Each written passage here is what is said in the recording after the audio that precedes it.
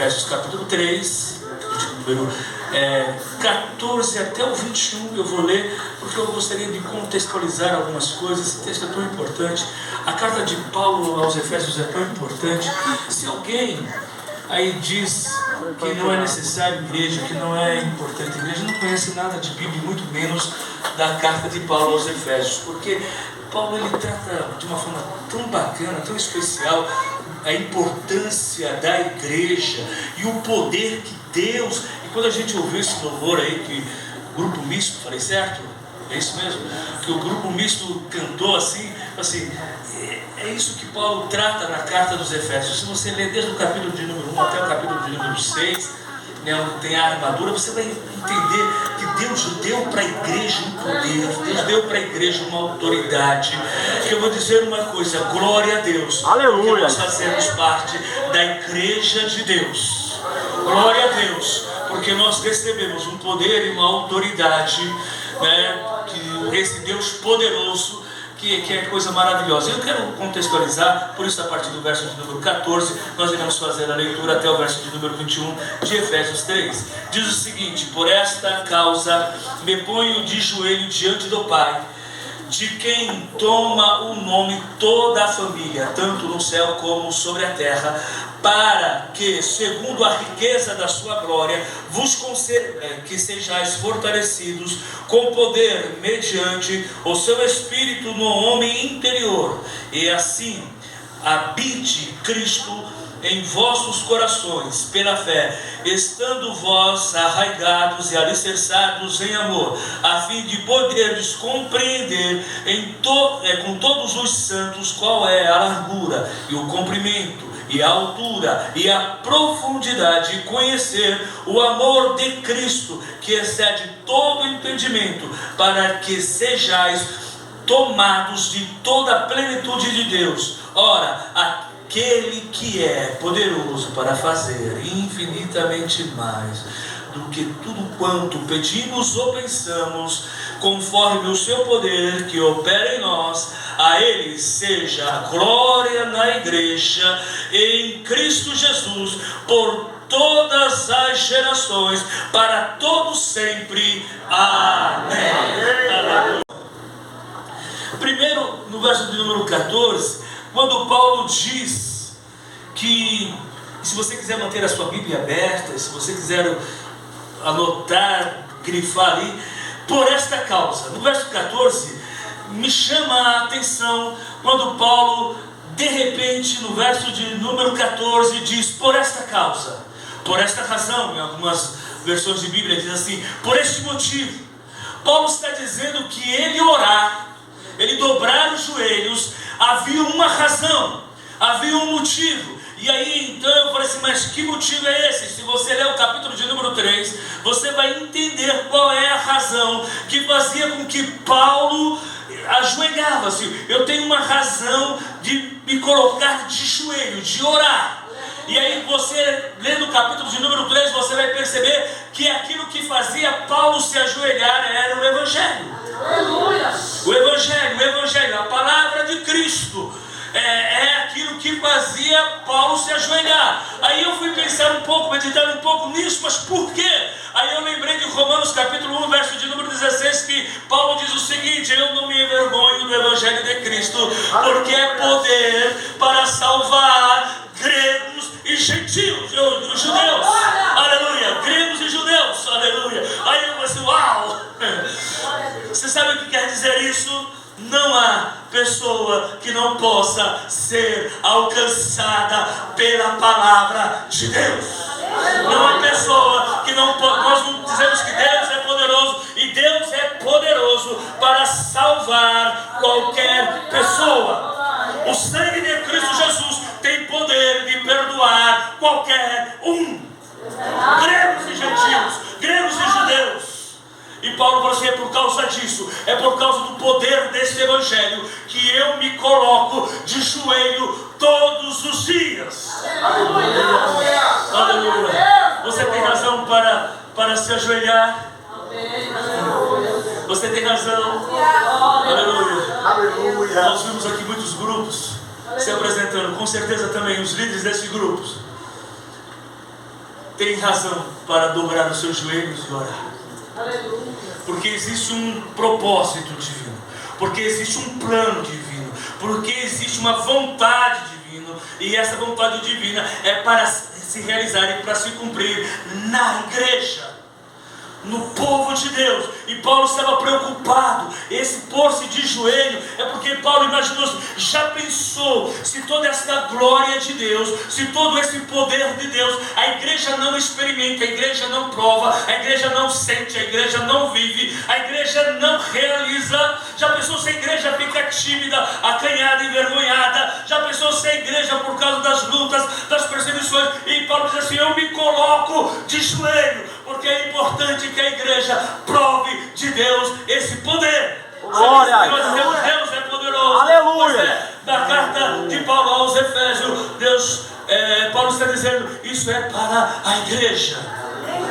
Aí, tanto é verdade que no verso 14 diz então: dobra o joelho. Mas se você olhar para o verso de número 15, o verso de número 15 vai dizer assim: olha, ele vai dizer para quem ele ora.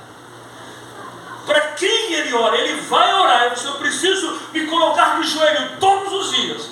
Mas aí no verso número 15 ele diz assim: por que ele deve orar? Às vezes a gente pensa que porque a pessoa já veio para a igreja, já batizou, faz parte de um departamento, é obreiro na casa do Senhor, não precisa de oração. Ele diz assim: não, eu oro para os crentes. Eu oro por aqueles que têm um nome do Senhor, que receberam o nome de Cristo. É por essas pessoas que eu oro. Verso de número 15: nome de toda a família, pessoal, que nos céus e na terra. E aí nós descobrimos uma coisa maravilhosa, que nós recebemos o nome do Senhor. Isso não é maravilhoso? Isso não é maravilhoso? Isso não é maravilhoso? Oh, glórias! Porque você sabe que o seu sobrenome agora também é o nome de Deus. Você faz parte de uma família, da família do Senhor. Então aqui o verso de número 15 diz, Paulo está dizendo para quem ele ora. E quando a gente chega no verso de número 16, o verso de número 16, ele fala por que esta oração. É claro, tem muita coisa. O verso 16 tem muita coisa, mas uma palavra me chama a atenção e eu gostaria de trazer de destaque para você nessa noite. Aleluia, glória a Deus. Ele ora para que sejam fortalecidos. Essa palavra me chama a atenção. Ele ora para que sejam fortalecidos. Se você quiser, se você se sentir à vontade, se você não quiser, se você não sentir à vontade, você não precisa fazer. Eu não vou ficar chateado com isso. Mas se você quiser, se segura na decisão que está ao seu lado.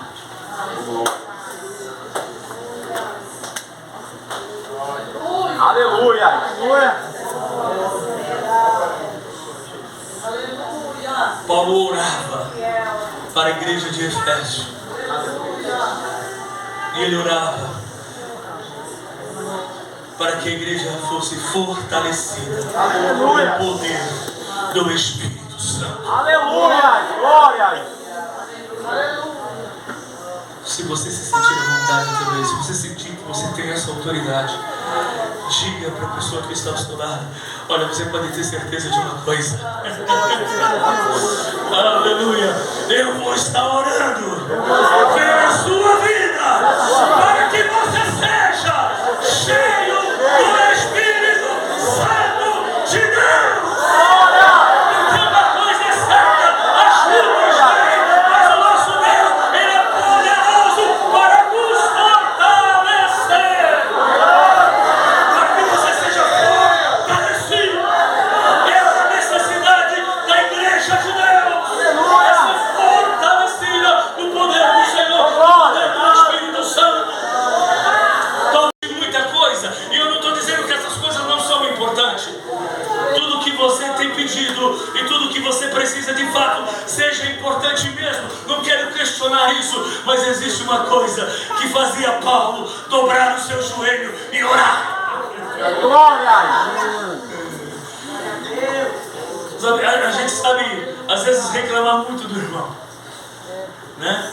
Porque quem é que não tem defeito? Quem é que não falha?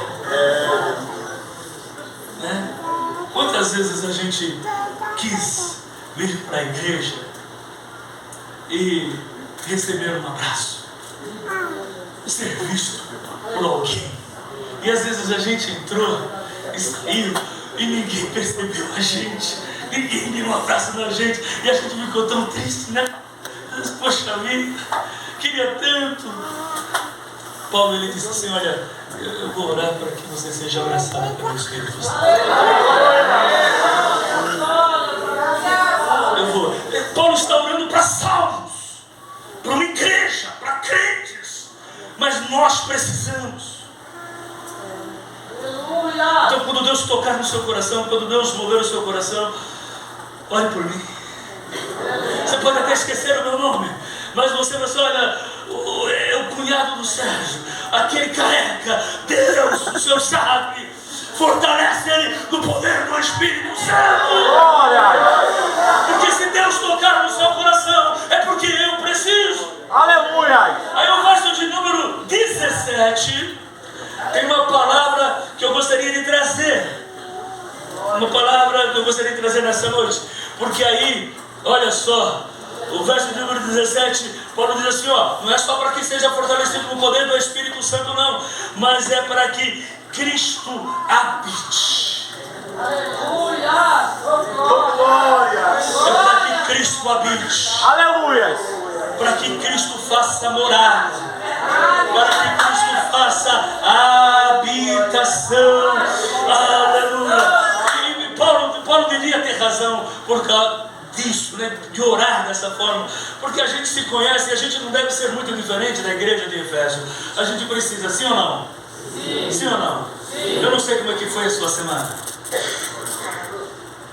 mas quantas vezes nessa semana, poderíamos falar neste ano, neste mês, mas vamos, para você não ir muito longe, essa semana a raiva quis habitar no seu coração, e você de repente se achou cheio de raiva. Quantas vezes o ódio quis habitar no seu coração? Quantas vezes a inveja quis habitar no seu coração? Quantas vezes um sentimento ruim quis habitar no seu coração, na sua vida, tomar conta de você? Sabe que quando esses sentimentos ruins, pesados, essas vontades de pecar, de falhar, de desistir, de desanimar, quando a depressão, sabe, parece que o lugar de Cristo vai ficando vazio, sim ou não? Parece que o lugar de Cristo vai ficando vazio. E Paulo, ele falou assim: olha, eu tenho todo cuidado, todo carinho de orar por vocês, de me colocar de joelho por vocês, de orar para que Cristo habite em vossos corações. Sabe por quê? Se Cristo habitar no seu coração, aleluia. Se Cristo habitar no seu coração, aleluia. E Cristo habita, amém? Amém. E Cristo habita no nosso coração. Ele habitando no nosso coração, pode ser que esses sentimentos até tentem, até queiram, mas aí aquele que é poderoso, Aleluia.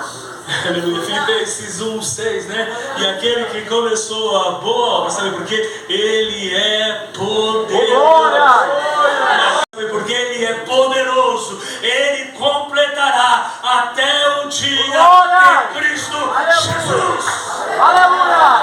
Então, se você chegar na igreja e você encontrar um irmão, se você andar pela rua e encontrar um irmão, se você de repente no mercado encontrar um irmão e ele não tiver com aquele sorriso que você gostaria que ele estivesse, você fala assim: não tem problema não, querido, fique tranquilo.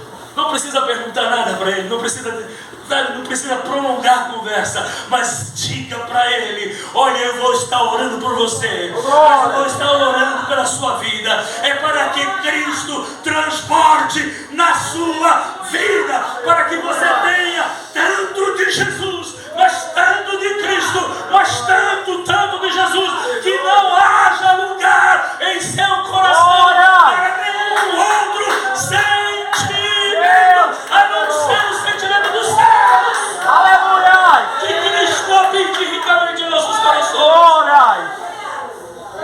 querido, alguém vir dizer alguma coisa para você? Porque diz isso. De vez em quando o capeta, quando ele não vem, ele manda o secretário.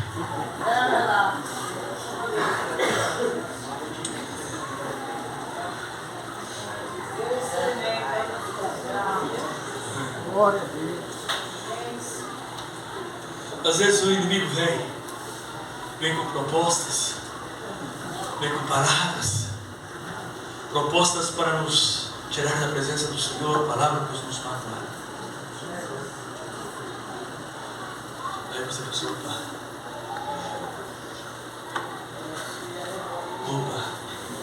que negócio é esse?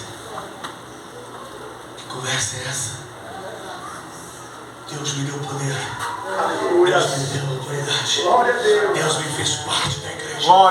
Deus me escolheu. Em breve Jesus voltará. Aleluia. Ele virá para buscar a sua igreja.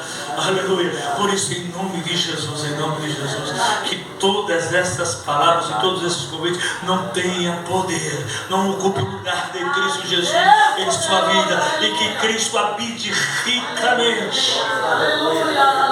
Oh, glórias! Eu sei que você lembra do Salmo 91, né?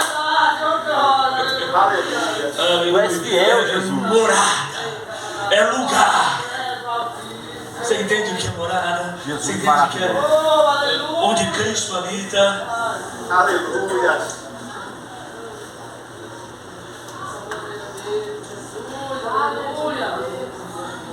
Você sabe que às vezes a proposta do inimigo é que você viva xoxo. A proposta de Cristo é que você viva reclamando, que você desanime. Essa é a proposta do inimigo. Que você não tenha força, que você seja um crente mais ou menos, que você não tenha autoridade, que você não tenha poder. Essa é a proposta. Essa é a proposta do inimigo, é que você deixa. Essa é a proposta do inimigo. Compreender a largura, a profundidade. Glória! Deste amor. Se você compreender isso.